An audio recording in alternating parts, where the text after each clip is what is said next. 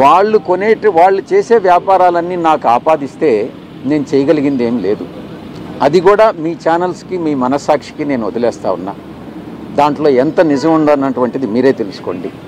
నాకున్నది బెంగళూరులో ఒక ఇల్లు, విజయవాడలో రెండిట్లలో ఒకటి నాది, విశాఖపట్నంలో ఒక అపార్ట్మెంట్. ఇవి తప్ప నాకు ఏ ఆస్తులు లేవు. నేను చాలా కంఫర్టబుల్ జీవితాన్ని గడుపుతూ ఉన్నాను. ఆస్తులు సంపాదించాలని లేదు. నేను గతంలో చెప్పాను, ఒకవేళ నేను అవినీతికి పాల్పడి సంపాదించినా కూడా ఒకరు 100, 200 కోట్లు, 300 కోట్లు సంపాదించితే వాళ్ళకు ఉండేటటువంటి ఆ వియ్యంకుడికి ఉండేటటువంటి 1000 కోట్లలో ఈ 200 కోట్లని అనేటటువంటిది సముద్రంలో ఒక నీటి బొట్టు లాంటిది. ఆ అవసరం లేదు. ఆ చెడ్డ పేరు తెచ్చుకోవాల్సినటువంటి అవసరం నాకు లేదు. నీతిగా, నిజాయితీగా బతకదామనుకున్నాను. కానీ కొన్ని పత్రికలు, కొన్ని ఛానల్స్ నిరాధారమైనటువంటి ఆరోపణలు మోపి నా యొక్క ప్రతిష్టను భంగపరచడం కూడా వాస్తవం.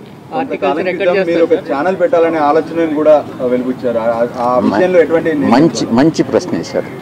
గతంలో రామోజీరావు గారు, రాధాకృష్ణ గారు నా మీద వ్యతిరేకంగా దుష్ప్రచారం చేసినప్పుడు నేను ఒక నిర్ణయం తీసుకోవడం జరిగింది, ఛానల్ పెట్టాలి అన్నటువంటిది. ఈరోజు మారిన రాజకీయ పరిస్థితుల్లో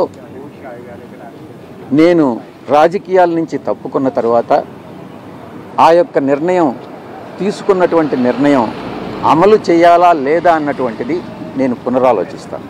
ఈ రోజు నేను దానికి సమాధానం చెప్పలేనటువంటి పరిస్థితి. సార్ మీ పైన రెండోసారి నమ్మకం పెట్టి మీకు రాష్ట్రం ఇచ్చారు కదా, మీరు జగన్కి ఫోన్ చేసి చెప్పామన్నారు, ఏమన్నారు సార్? వద్దని చెప్పలేదా? మీకు రాజీనామా చేయొద్దని రాజీనామా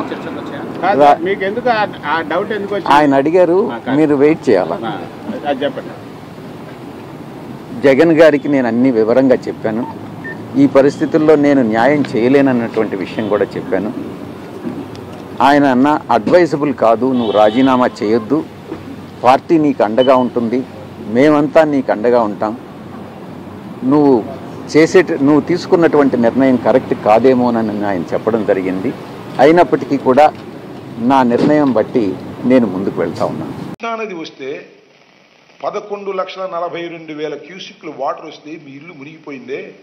ఒక అక్రమమైనటువంటి నిర్మాణంలో మీరు ఉంటున్నారే, మీరు ముందు మీ ఇంటిని కూలగొట్టుకొని, అది మీ ఇల్లు కాదనుకోండి, మీ ఇల్లు ఖాళీ చేసి తరువాత ఈ బఫర్ జోన్లో ఉన్నటువంటి ఇళ్లను కూలుస్తామంటే ఎవడన్నా నమ్ముతాడు. కానీ లేకపోతే వాడిల్లు కూలిస్తే నిన్ను ఒప్పుకుంటారా?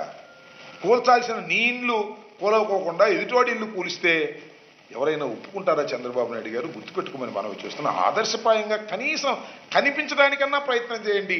ఒక అక్రమమైనటువంటి కట్టడంలో కృష్ణానది ఒడ్డున కరగట్టుకు దిగువన నివసిస్తున్నటువంటి మీరు నీతులు చెప్పే హక్కు మీకు లేదనే విషయాన్ని మీరు దరిచేసి మర్చిపోవద్దని ఈ సందర్భంగా నేను చెప్పదలుచుకున్నాను.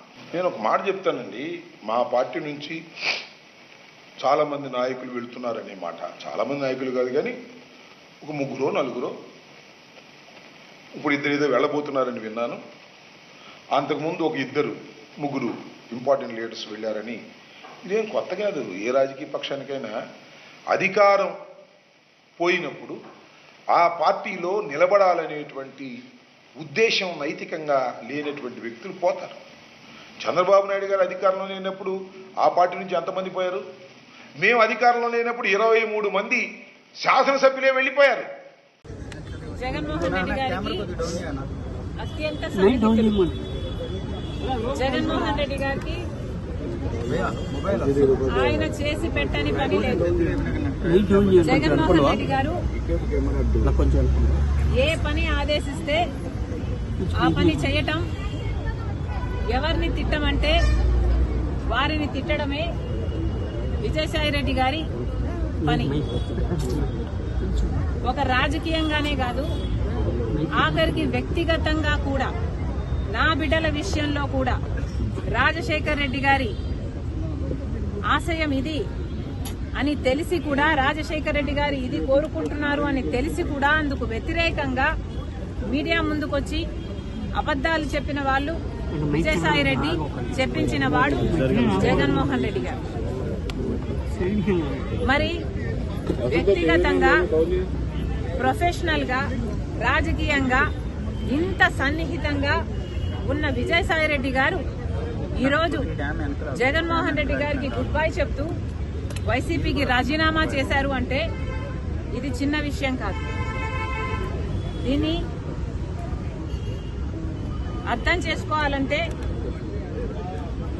వైసీపీ కార్యకర్తలైనా, రాజశేఖర రెడ్డి గారి అభిమానులైనా ఆలోచన చేయాలి. జగన్మోహన్ రెడ్డి గారిని ఈరోజు విజయసాయిరెడ్డి గారు లాంటి వాళ్లే వదిలేస్తున్నారు అంటే ఎందుకు వదిలేస్తున్నారు?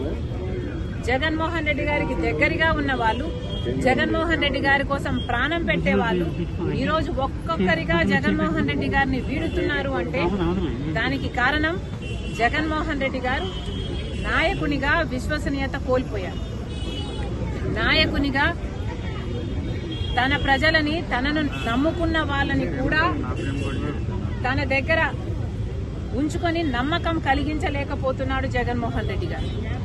కాబట్టే ఈరోజు రాజకీయంగా అయినా, వ్యక్తిగతంగా అయినా జగన్మోహన్ రెడ్డి గారు విశ్వసనీయత కోల్పోయారు. కాబట్టే జగన్మోహన్ రెడ్డి గారు నా అనుకున్న వాళ్ళంతా దూరం అవుతున్నారు.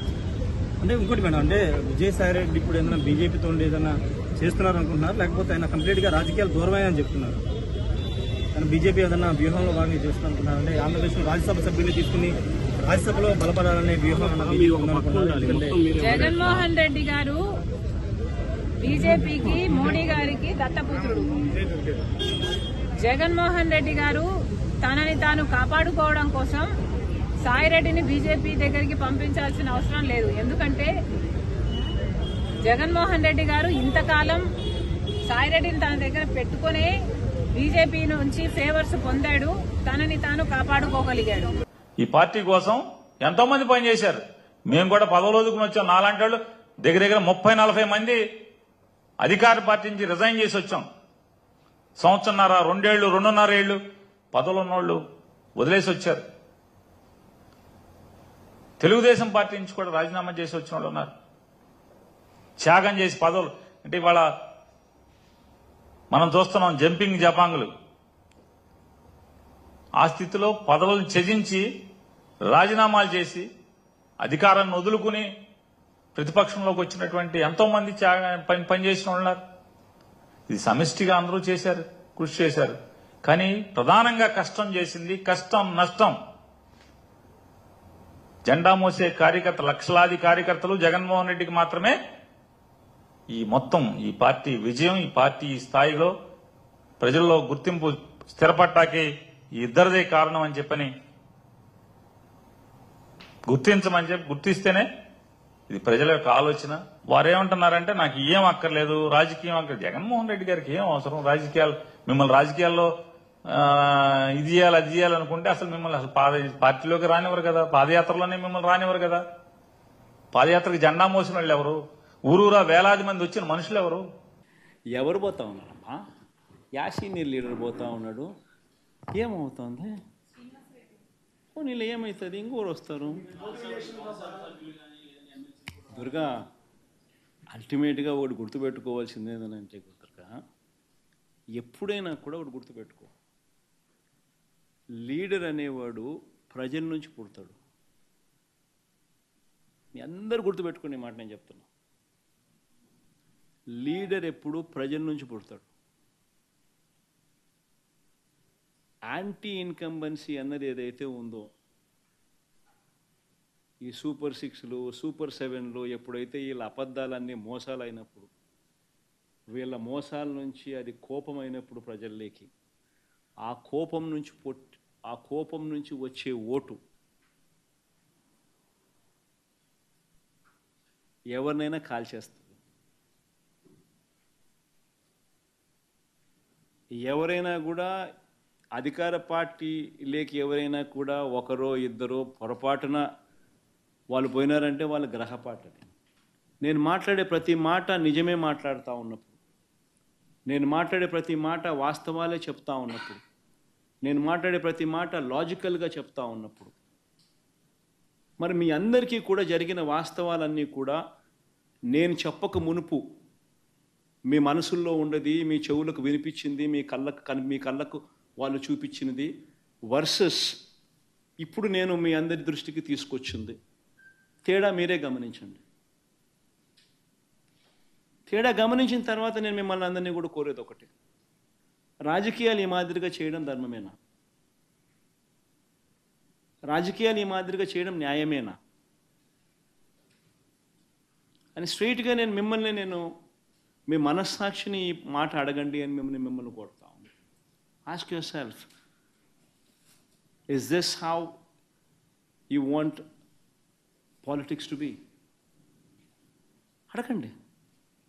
ధర్మం కాదు, న్యాయం కాదు. రాజకీయాలు చేయాలనుకుంటే ఏదైనా స్ట్రైట్గా చేద్దాం.